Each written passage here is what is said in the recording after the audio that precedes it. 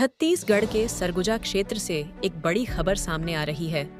संत रामपाल जी महाराज के अनुयायियों ने एक बार फिर सादगी और आध्यात्मिकता की मिसाल पेश करते हुए अंतिम संस्कार बिना किसी आडंबर के संपन्न किया। ये पवित्र विधि यह संदेश देती है कि सच्ची श्रद्धांजलि दिखावे में नहीं, बल्कि सादगी और गहरे भावों में निहित होती है। तो अभी जो है हम संत रामपाल जी महाराज के जो अनुयायी हैं उन लोग के साथ अभी खड़े हैं। अन्य समाज के जो लोग कहते हैं ये लोग जो है किसी का अगर मृत्यु हो जाए तो ये लोग अंतिम संस्कार नहीं करते हैं, अलग तरीके से ये लोग करते हैं जो अन्य समाज के लोगों का कहना है। तो चलिए जो है अभी हम लोग साक्षात जहाँ अंतिम संस्कार हो रही है वहाँ आए हुए हैं, इनसे जानते हैं आखिर ये लोग अंतिम संस्कार कैसे करते हैं और जो आगे की जो क्रियाक्रम है इसको ये लोग किस प्रकार से करते हैं। चलिए सर जी से जानते हैं। सर जी नमस्कार। नमस्कार सर। जो आप लोग अंतिम संस्कार यहाँ कर रहे हो, अन्य समाज के लोगों का कहना है कि ये लोग इस प्रकार से अंतिम संस्कार नहीं करते हैं, ये लोग थोड़ा सा अन्य समाज से हटके करते हैं, आपका क्या कहना है?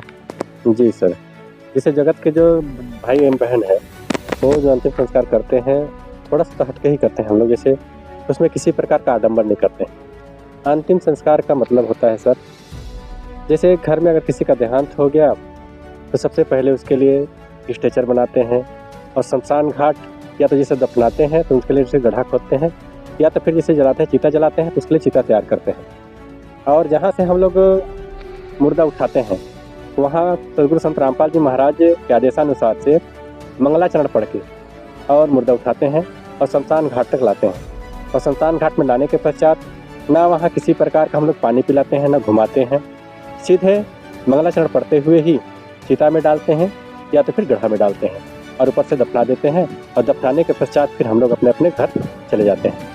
एक शब्द आप कहीं सर जो है आडंबर किसी प्रकार के जो है हम लोग आडंबर नहीं करते, ये क्या चीज़ है? जी ये एक तरह से लोक दिखावा है जो आडंबर करते हैं। अब कहने का तात्पर्य है सर, थोड़ा सा ध्यान दीजिए इस बात को। जीते जी तो हम लोग कुछ कर नहीं पाते हैं, सेवा भी नहीं कर पाते हैं, जीते जी पानी भी नहीं पिला पाते हैं, जीते जी भोजन भी नहीं खिला पाते हैं। मरने के पश्चात अगर अभी सब करते हैं तो बिल्कुल गलत है ये, इसलिए हम लोग ऐसा नहीं करते हैं। तो हम लोग जैसे जो करते हैं वो एक तरह से शास्त्र अनुकूल है और इसमें किसी प्रकार का हम लोग जैसे पूजा पाठ भी हम लोग नहीं करवाते हैं। जो गीता अध्याय 9 श्लोक नंबर 24-25 में जो लिखा है उसी के आधार से हम लोग जैसे कार्य करते हैं। इसलिए हम लोग ना विजवा करते हैं, न दसों करते हैं, न 13वीं मनाते हैं, न 6 माही, न वर्ष कुछ भी नहीं करते हैं हम लोग। अंतिम संस्कार का मतलब होता है कि आज के बाद किसी प्रकार का संस्कार नहीं है इनका, मैंने लास्ट हो गया यहाँ पे। इनका कहना है अंतिम संस्कार का मतलब होता है कि आज से अंतिम संस्कार खत्म, इसके बाद कोई संस्कार नहीं। सर आप बताएंगे जो है अंतिम संस्कार तो हो जाता है, फिर इसके बाद जो क्रियाक्रम करते हैं आप लोग किस प्रकार से आगे की क्रियाक्रम करते हैं?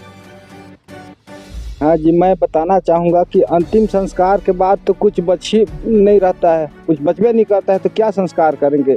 परमात्मा हमको कहते हैं कि बेटा देखो, जैसे अंतिम संस्कार करने के बाद में परमात्मा पे ध्यान लगाना चाहिए, है ना। तो हम लोग इसके उपलक्ष्य में किसी प्रकार का कोई संस्कार नहीं करते हैं, बाकी परमात्मा का ही नाम लेते हैं। ठीक है, सर जी का कहना है इसके बाद कोई हम लोग संस्कार नहीं करते। आप बताएंगे सर थोड़ा सा, जो अन्य समाज के लोग हैं उन लोग जो है अंतिम संस्कार के बाद जो क्रियाक्रम करते हैं इसके बाद अपने सागे संबंधी जो होते हैं उनको बुला करके जो है ब्रह्मभोज या तो किसी प्रकार से पंडित ब्राह्मण का पूजा पाठ करवा करके समाज के लोगों को खिलाते हैं, ये कहाँ तक सच है? आप लोग कैसे करते हैं, इस प्रकार से करते हो या नहीं करते?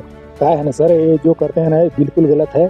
और हम लोग जो करते हैं शास्त्र के अनुकूल मतलब करते हैं, जो अंतिम संस्कार करते हैं। और वो अंतिम संस्कार उसको कहते हैं जो उसका अंत हो जाता है, उसका बाद में करने से कोई फायदा नहीं। इसीलिए हम लोग मतलब आडंबर ये सब नहीं करते हैं। इसका कहीं प्रमाण है आपके हिसाब से? जी सर जी है प्रमाण, जैसे रामायण में है, गोरखपुर परिसर रामायण में है, जैसे दोहा नंबर 97 से 100 तक में है, में लिखा हुआ है कि जैसे किसी का जैसे पंडित ब्राह्मणों से जो पूजा पाठ करवाते हैं ना, वो अपने हाथों से दोनों लोग को नसवा देते हैं, ऐसे करके रामायण में जी स्पष्ट लिखा हुआ, कोई भी आदमी अपने रामायण को खोल के देख सकता है। इसीलिए जो है कि हमारे सुंदरमाल गुरु महाराज जी जो है कि ये सब मना करते हैं, क्योंकि नसवाने वाला काम है ना, उसमें ग्रंथ में बताया हुआ है। कई लोग रामायण को मानते हैं, बोलते हैं उनका लिखा हुआ तो नहीं मानते हैं। तो समाज के लोगों का तो कहना ही है, जो पंडित कहता है पंडित ही तो पूजा पाठ करवाता है ना शास्त्रों के अनुसार से, तो फिर हम आपके बात क्यों माने, ये कहना है लोगों का। क्या है, स्पष्टीकरण करें। जी, मैं ये कहना चाह रहा हूँ सर, जैसे जिनका भी देहांत होता है, सबसे पहले तो किसी कारण से ही देहांत होता है। मान के चलिए उनको जैसे अगर कहीं बुखार ले रहा है या तो फिर मैंने किसी प्रकार का कष्ट होता ही है ना, तो सबसे पहले उसको ले जाते हैं हम हॉस्पिटल में दिखाते हैं हम। तो जितना उनके पास जैसे खर्चा रहता है, रुपया पैसा तो सब तो ही खर्चा हो जाता है। इसके बाद जैसे जगत के लोग भाई एवं बहन लोग मृत्यु जैसे हो जाता है तो उसके एवज में तो तिजवा करते हैं, दसों करते हैं या 13वीं करते हैं, तो उसमें खर्चा करते हैं। फिर सगा संबंधी को बुला करके मैंने एक दिन भोजन भंडारा खिलाते हैं। अब विचार लगाइए, जितना भी उनके पास रुपया पैसा था वो तो मतलब जो इलाज में चला गया, तो उसके बाद उनके पास तो कुछ बचा नहीं। तो किसी तरह से जैसे कि अगर जो निम्न वर्ग है उनके पास अगर खर्चा ना होने के एवज में फिर वो करते हैं खेती बाड़ी को गहना धरते हैं, तो जो छोटे छोटे बच्चे हैं उनका निवाला छीना जाता है। अब गहना धर के फिर हम लोग जैसे उनका आय का आडंबर करते हैं कि भाई सगा संबंधी को बुला को खिला देते हैं, बाकी वो कितने दिन बाद मैंने उनके पास पैसा होता है तो फिर कहीं उसको मछली छुड़ा पाएगा वो जो बंधक रखता है उसको। तो इसलिए जैसे यहाँ इस टाइप से मैंने कार्यक्रम करना बिल्कुल गलत है, एक तरह से लोक दिखावा है और इसमें किसी प्रकार का पुण्य भी नहीं है। लेकिन क्या है, पंडित जो पूजा पाठ करता है गरुड़ पुराण के अनुसार से, तो पंडित का कहना है कि जो भी कर्म क्रिया वहाँ करवा रहा है उसके अनुसार से उनकी गति होती है, मुक्ति होती है, उनका कहना है।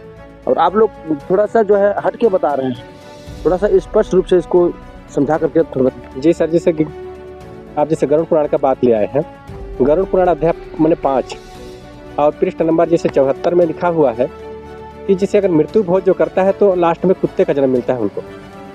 तो हम इसका इस टाइप से कार्यक्रम क्यों करें फिर?